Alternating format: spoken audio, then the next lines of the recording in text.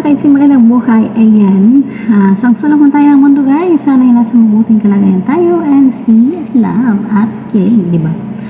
Ngayon po ang last na araw po ng ating kalingap. Siyempre ang love team na IDSI sa Hong Kong. So ayan, bago pa man po sila umalis ay dala-dala po nila, lalo na po si Vivian, dala-dala niya sa kanyang buong buhay ang mga experience na naganap sa Hong Kong. Siyempre, ang kanyang pinapangarap na makapunta sa Disneyland ay nakatatak na po iyon sa kanyang isipan, lalong-lalo na kasama niya po si Habi.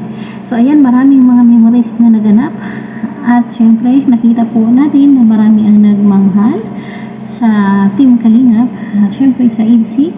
Marami pong nagbigay po ng mga ampaw, mga pasalubong at lahat-lahat na. Siguro naman, ayan, kahit super pagod sa kakalakad ay sulit naman po.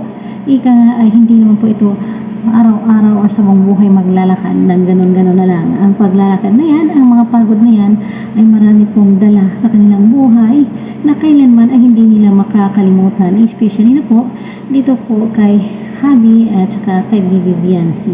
Ang mga kasiyahan, ang mga ngiti na ating nakikita sa kanilang mga labi at ang mga kilig na nafe-feel ng mga followers, how much more sa kanilang dalawa, di ba?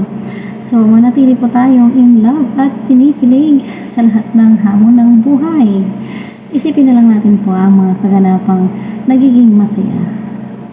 Sana'y sa kanilang pag-uwi ay talaga namang maging safe at syempre meron pa rin naghihintay na blessing at inaabangan na po natin ang ribbon cutting sa bahay ni Bibi Biancy.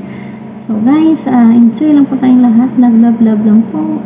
Sana'y sapat na po ang ating mga nakikita ng mga kaganapan na kasama si YP at si Habi sa Hong Kong at ito po ang nagpapatunay na talagang IDSI matatag.